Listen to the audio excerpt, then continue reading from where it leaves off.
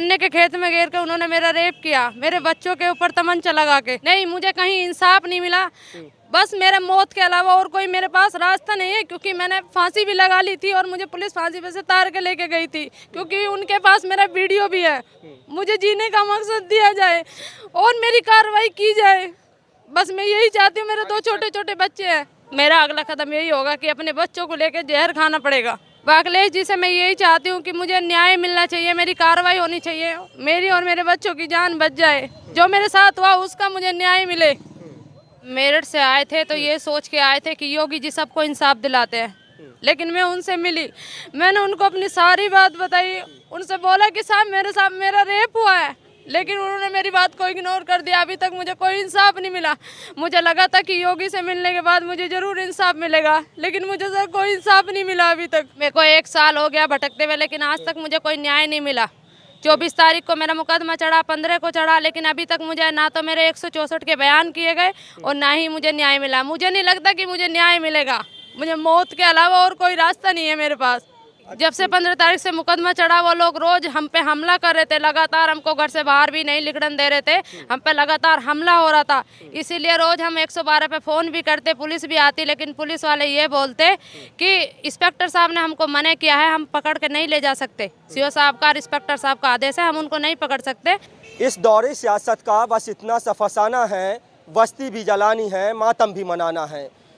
लगातार योगी सरकार उत्तर प्रदेश में अपराध मुक्त उत्तर प्रदेश बनाने की बात कर रही है। लगातार योगी सरकार की तरफ से तमाम दावे किए जा रहे हैं और ये कहा जा रहा है कि उत्तर प्रदेश में अब जो है अपराध मुक्त उत्तर प्रदेश हो गया है, कानून व्यवस्था जो है कायम हो गई है और कानून व्यवस्था का राज चल रहा है, जीरो टॉलरेंस की बात की जा रही है।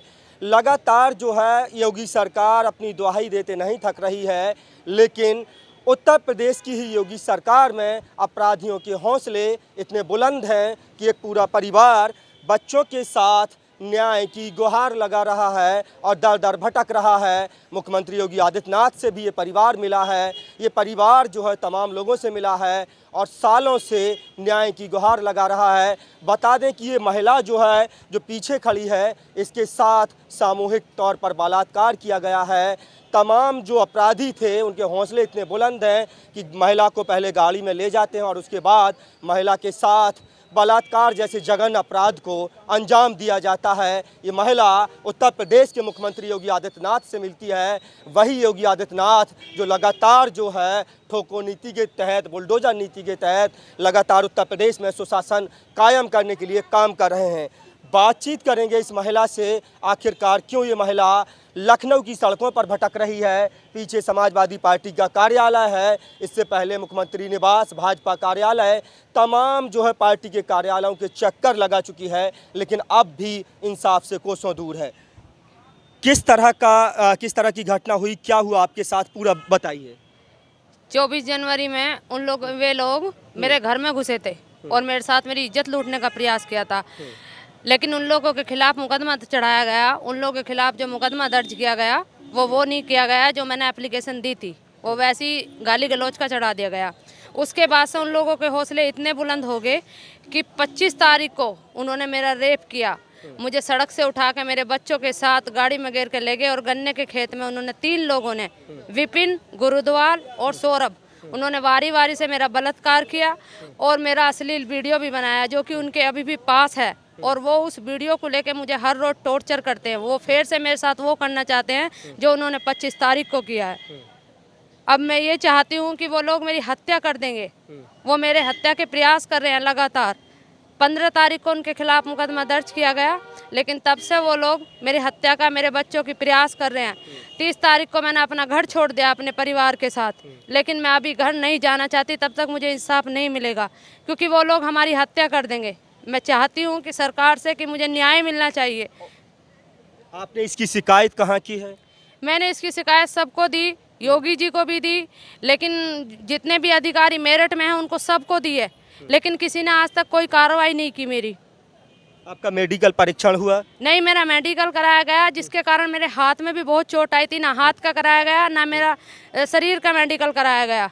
मैंने इंस्पेक्टर साहब को सारी बात बताई, लेकिन उन्होंने मेरे को बोला कि हम कार्रवाई करके मतलब जांच करके तब कार्रवाई करेंगे। आप चिंता मत कीजिए, आपके साथ जो हुआ है उसको हम सजा देंगे। लेकिन अभी तक कोई किसी को गिरफ्तार नहीं किया गया, ना ही मुझे इंसाफ मिला। आरोपियों की गिरफ्तारी पर क्या बोलती है पुलिस? आरोपी की गिरफ्तारी पे ये बोलती है, जैसे हम उनको पूछते हैं कि ये क्यों नहीं अरेस्ट हो पा रहे, तो पुलिस बोलती है कि हाँ हम करेंगे, लेकिन वो हमारा काम है, तुम्हारा काम नहीं है, वो हमारा काम है, क्या करना है। योगी जी से मिली हैं आप? योगी जी से मिल करके क्या बातचीत हुई, किस तरह का आश्वासन दिया गया? योगी जी से मैंने बताया कि साहब मेरे साथ ऐसे ऐसे, उन्होंने मेरे से पूछा कि कहाँ से आई हो, मैंने बोला मेरठ जिले के हस्तिनापुर से आई हूँ। उन्होंने बोला क्या मामला है, मैंने बोला कि सर मेरा रेप हुआ है और अब मेरी हत्या का प्रयास हो रहा है, मेरी हत्या करना चाहते हैं वो लोग जिन्होंने मेरा रेप किया। तो उन्होंने बोला चिंता मत कीजिए, आपकी कार्रवाई होगी, लेकिन अभी तक कोई कार्रवाई नहीं हुई है। योगी सरकार लगातार जो है अपराध मुक्त उत्तर प्रदेश की बात कर रही है, जीरो टॉलरेंस की बात कर रही है, कह रही है महिलाएं जो है बेहद सुरक्षित हो गई हैं, लेकिन आप भी एक महिला हैं। नहीं, मुझे कहीं इंसाफ नहीं मिला। बस मेरे मौत के अलावा और कोई मेरे पास रास्ता नहीं है, क्योंकि मैंने फांसी भी लगा ली थी और मुझे पुलिस फांसी पे से तार के लेके गई थी, क्योंकि उनके पास मेरा वीडियो भी है।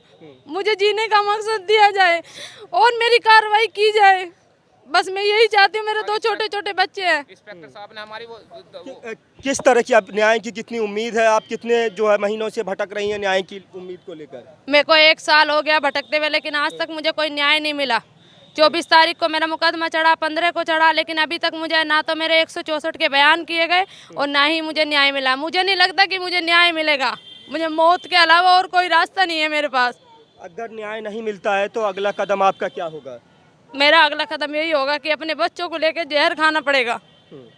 देख सकते हैं कि एक महिला है जो मेरठ से चल कर के लखनऊ, जो प्रदेश की राजधानी है, लगातार तमाम पार्टी के कार्यालयों के चक्कर लगा रही है। योगी आदित्यनाथ से मिली है। छोटे छोटे बच्चे हैं, ये देख सकते हैं, छोटे छोटे बच्चे, पूरा परिवार जो है न्याय की उम्मीद में, न्याय को लेकर के ये लोग यहाँ पर पहुँचे हैं। महिला जो है पूरी तरह से भावुक हो गई है और कह रही है अगर न्याय नहीं मिलेगा तो जो है उसके पास आत्महत्या के अलावा कोई जो रास्ता है वो नहीं बचता है, क्योंकि अपराधियों के हौसले इतने बुलंद हैं कि लगातार अब भी जो है धमकियाँ दी जा रही हैं। जी, जब से 15 तारीख से मुकदमा चढ़ा, वो लोग रोज हम पे हमला कर रहे थे, लगातार हमको घर से बाहर भी नहीं निकलने दे रहे थे, हम पे लगातार हमला हो रहा था।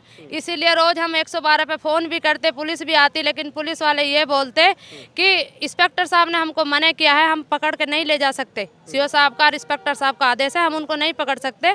तो हम खाली आ सकते हैं वरना हम पकड़ नहीं सकते। आप अगर आपको ज़्यादा वो है तो आप ऊपर जाइए और ऊपर शिकायत कीजिए।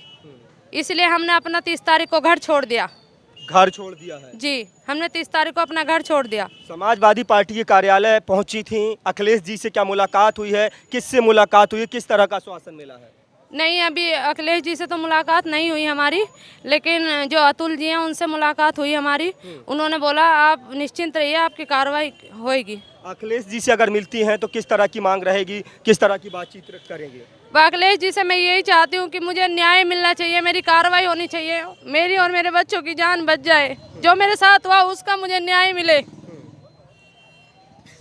देख सकते हैं कि पूरी तरह से जो महिला है वो भावुक है और लगातार जो है न्याय की उम्मीद में यहाँ पर लखनऊ में जो है तमाम पार्टी के दफ्तरों के, तमाम पार्टी के कार्यालयों के, मुख्यमंत्री आवास तक के चक्कर लगा चुकी हैं। छोटे छोटे बच्चे साथ में हैं, पूरा परिवार न्याय की आस को लेकर के दर-बदर भटक रहा है। अपराधियों के हौसले इतने ज़्यादा बुलंद हैं कि लगातार जो है जान माल की धमकी दी जा रही है। साथ में जो है पति हैं और ये तमाम जो आप रिपोर्ट देख सकते हैं, ये जो रिपोर्ट हैं जब जब जो है दर्ज की गई हैं, तमाम धाराओं में जो मुकदमा है वो पंजीकृत किया गया है। आप देख सकते हैं जो FIR की ये कॉपी है, फर्स्ट इन्फॉर्मेशन रिपोर्ट, और किन धाराओं में जो मुकदमा है वो पंजीकृत किया गया। लेकिन अपराधियों की ये FIR तो हो गई है, लेकिन अपराधियों की जो है अभी तक गिरफ्तारी नहीं हुई है। नहीं सर, FIR जो हमने दी थी अपने कागज से लिख के, जो इसमें जो बलात्कार है वो इंस्पेक्टर साहब और CO साहब ने उनसे मिल के उनकी साठ-गांठ भाजपा के लोगों से है, तो उन्होंने वो काट दिया है।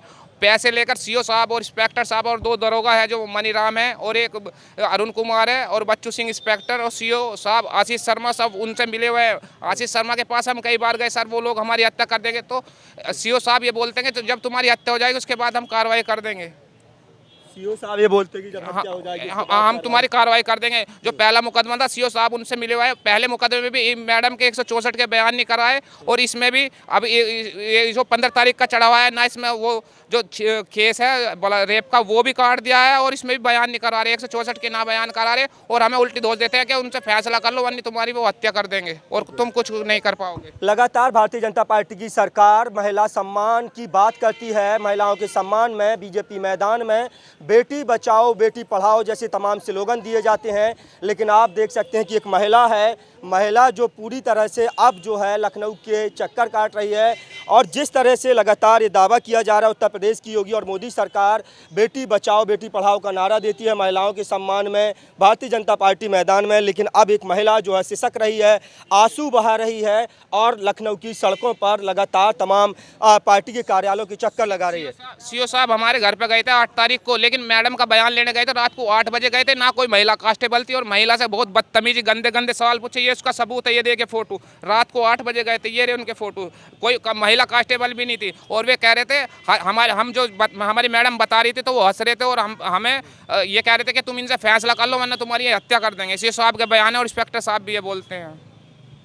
गृह मंत्री अमित शाह कहते हैं कि अब महिलाएं इतनी सुरक्षित हो गई हैं कि रात को 12 बजे गहने लाद कर जो है वो कहीं भी सुनसान सड़क पर निकल सकती हैं, उनके साथ किसी भी तरह की घटना नहीं होगी। लेकिन क्या इतनी सुरक्षित हैं कि मेरठ के हस्तिनापुर जैसे शहर में जो है इस तरह की वारदात को अंजाम दिया जाता है, इस तरह के जघन अपराध को जो अंजाम दिया जाता है। ये तमाम जो फाइल लेकर के ये घूम रहे हैं, लखनऊ की तमाम सड़कों के चक्कर लगा रहे हैं, पार्टी कार्यालय के चक्कर लगा रहे हैं। समाजवादी पार्टी का प्रदेश कार्यालय मेरे पीछे है, वहां पहुंचे थे, अखिलेश जी से मुलाकात करनी थी, मुलाकात नहीं हो पाई है, लेकिन इससे पहले योगी जी से मुलाकात की है, मुलाकात करके अपनी पूरी जो है घटना बताई है। योगी जी ने आश्वासन दिया कि कार्रवाई की जाएगी, लेकिन अभी भी 2 महीने बीत चुके हैं, फिर भी किसी भी तरह की कार्रवाई नहीं की गई है। छोटे छोटे बच्चों के साथ ये पूरा परिवार अब लखनऊ के जो है तमाम सड़कों के चक्कर लगा रहा है। महिला सिसक रही है, भावुक है पूरी तरह से और साफ तौर पर कहना है कि अगर योगी जी नहीं सुनते हैं, मोदी जी नहीं सुनते हैं,